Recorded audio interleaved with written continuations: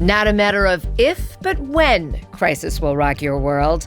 I'm Roshini Rajkumar, crisis strategist, licensed attorney, and host of The Crisis Files. In each case file, we talk with crisis professionals who cover all kinds of spaces. Mary Tan is chief storyteller and principal at Whisker Media, a pet-focused PR agency. If you think humans get into jams, animals alone, as well as humans handling animals, can really give crisis strategy a run for its money. Mary is here for the case file I call Pet Files. Okay, Mary, first of all, you and I are pet lovers. It is so fun to have you in to talk about this, but the pet world isn't all fun and games and cute animals and paws. No, it is actually full of life's challenges, exactly the way it is in any other industry. There's crises all the times, whether you are a pet store owner, you're a boarder, groomer, or even a small animal rescue. Anything can happen to you. It's just all of life's challenges. Just because you're with cute and fluffy things, there's still a lot of issues. So a big reason why I wanted you to come on the Crisis Files is because, yes, we are kind of more a business podcast, but all of us, many of us have pets, and most of us love animals. Yes. And we care about them. What do you think it is about pets that often people treat pets better than they treat other human beings? What is it about these lovable creatures that usually bring out our most loving side? Well, I would say for sure, animals, they can't speak for themselves. So they bring this kind of vulnerability that even, little children don't have. I remember during my time with you when we were both TV reporters, there was a situation where a puppy was thrown off of the Mall of America parking lot. And it survived, but it got a lot of attention. And I remember, I think it was Bloomington, Minnesota Police, where the Mall of America is, said we had never received so many calls about that puppy. And they had had a child murdered like a week before, and they got 0 calls. Wow. So that just goes to the power of animals and empathy. It also is a lot about the human-animal bond. Right? It is so strong. It's similar to, of course, a child is of a similar situation. But I would say that in the pet industry, there is, in society, the humanization of pets is so strong. And it's encompassing all of business, all of animal rescue. People are treating their animals just like they would a human child. In fact, when I talk to a lot of people, they say the pet industry is actually recession-proof because people will give up their own. They'll eat the cheapest food, but they won't scrimp on their dog or cat's food because that is they really love true. them so much. And then also when pets are ill, they're Yes. thousands of dollars. You can rack up bills. And I learned recently from someone in the animal science industry that the hottest new thing in their industry is pet oncology. So cancer treatment Yes. for animals and pets, especially pets. Absolutely. In fact, I spent $25,000 on my cat who had cancer. He had spinal cancer. He ended up living, he was actually diagnosed at 19 and he lived till 25. And I had been saving because I needed a new car. I ended up just driving that car till 300,000 miles because I had used the money to pay for my pet's cancer. Oh, my goodness. This is a story that I am not alone in this. People will do anything. And you don't regret that money. And I that you don't spent. because he lived, another 6 years. Yeah. And that was totally worth it to me. It's such a situation right now where veterinary expenses are just so expensive that people can kind of no longer afford to keep their pets. And that is also a problem. So in animal welfare now, the focus is really going on helping people support the care of their animals. I mean, pet food companies have increased their prices, some unfairly, some, some Because of the ingredients. Some right, right. It depends what the ingredients are and that sort of thing.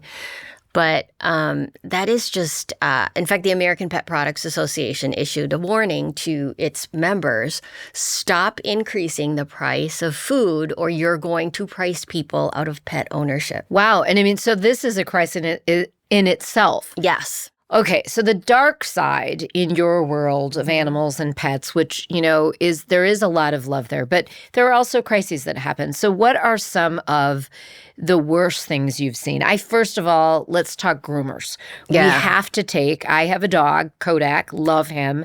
Love it when I take him to the groomers. His groomers love him. He smells so good. He's even softer afterwards. But there can be danger lurking at the groomer too. Absolutely.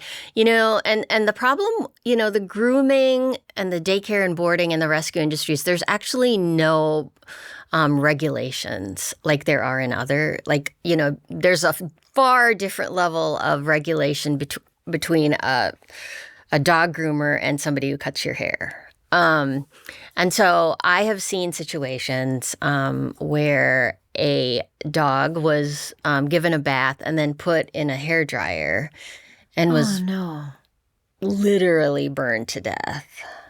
It was a little dog. And that happened with a fairly big operation. And, that the crisis that came out of that was weeks and weeks of terrible attention, terrible news coverage, which should be, but sadly, even with humans, some of our biggest lessons learned are out of tragedy. Mm-hmm. And then a lot of other people start putting prevention measures into place that they might not have, but for that tragedy, but for that crisis. Yeah. Hopefully that's what happened after that. Yes. And so that incident, it happened out on the West Coast, actually sparked nationwide training with boarding and grooming and the National Pet Sitters Association and Pet Sitters International. Everybody was doing crisis training, which is where I was involved. I've given many a seminar on that. But I can tell you there's been some situations that I've been involved with that are just devastating. So this was out on the East Coast of the United States, in the Carolinas. A boarding facility had hired a gal who was probably, most of the people who work in these facilities are very young, right? Right. 18, 19. And training can be questionable. Yes, exactly. But, she had passed. This was a very reputable facility. They had been around for 25 years.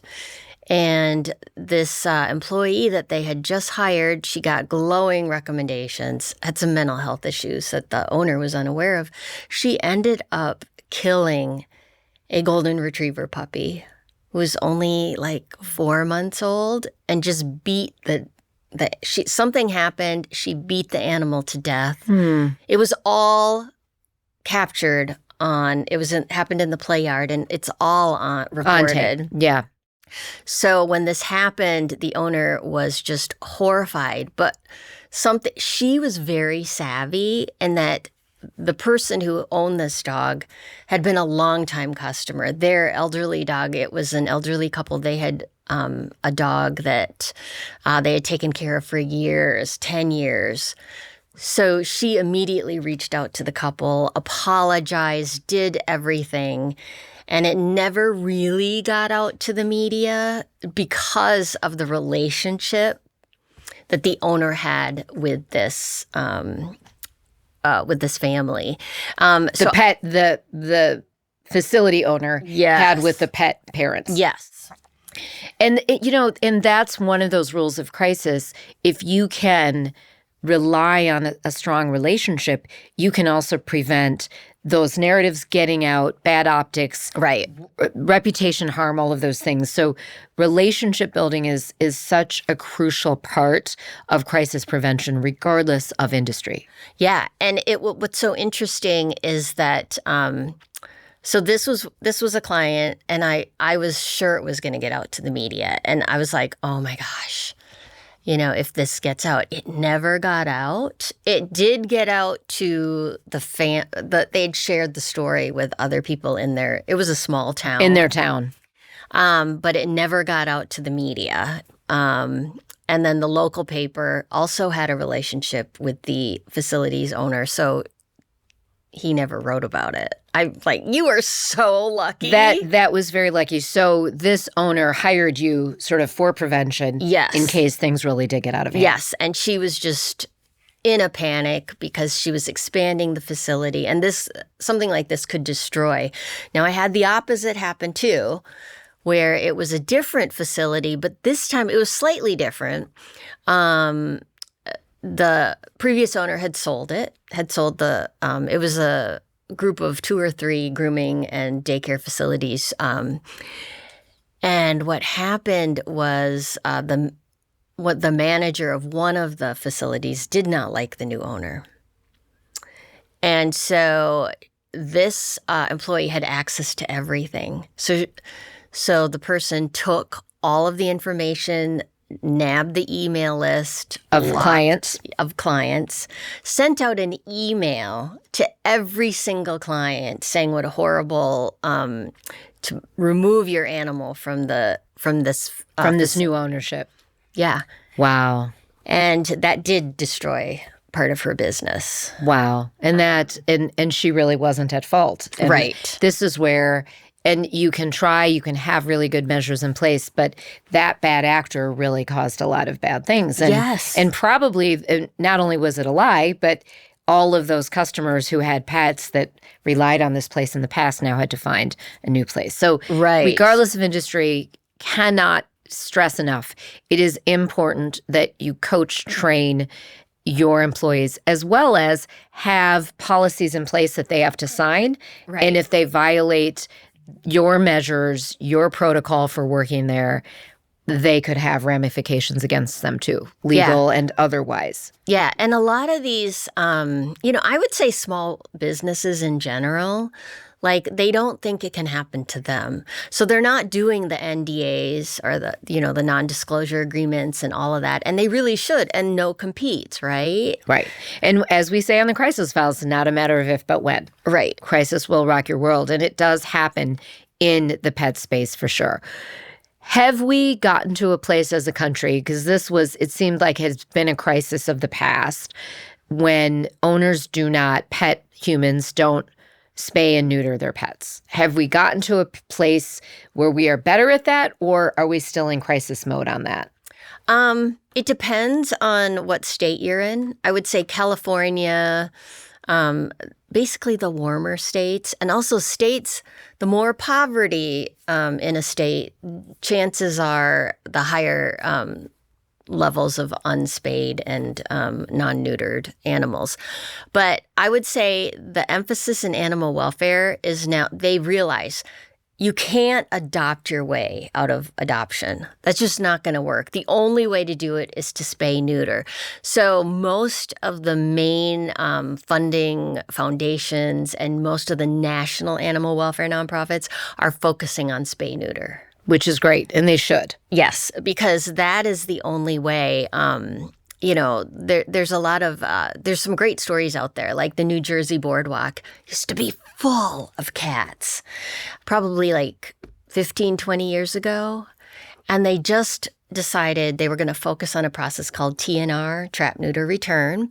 It's where they catch the cat, they sterilize it, and then they return it. Because, outdoor cats in particular are happiest outside. That's what they know. So they did TNR, and they got all of the cats in that area, hundreds, and now there's none.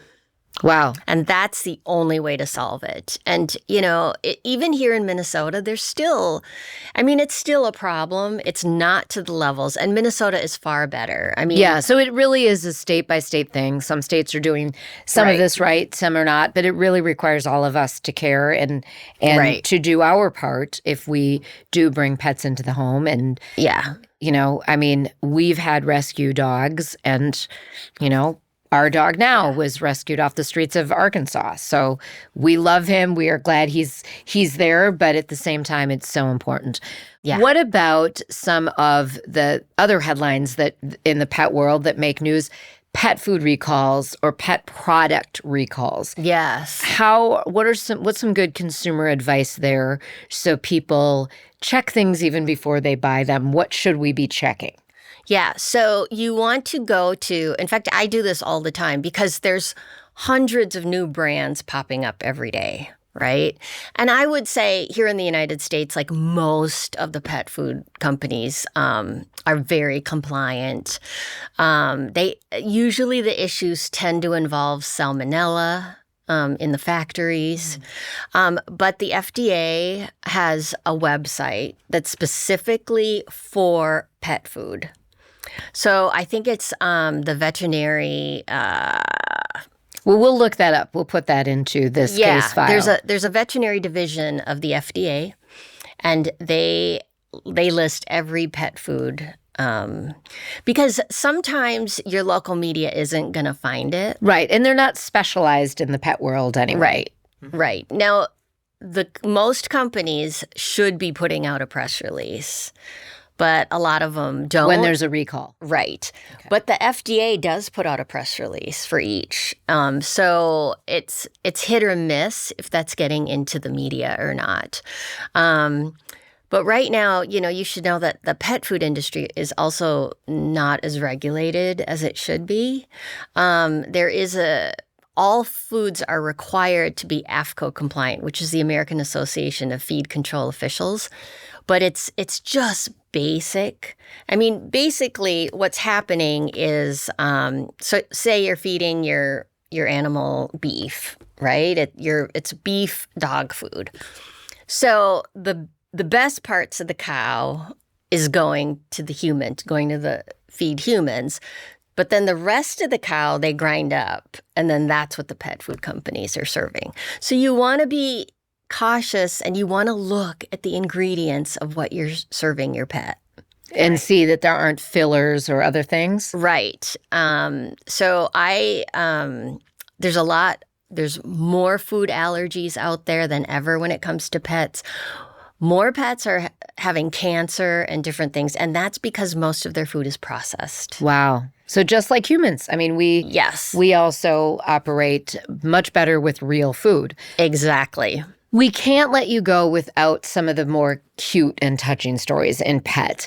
And you say that pet stories reveal universal human lessons. Yes.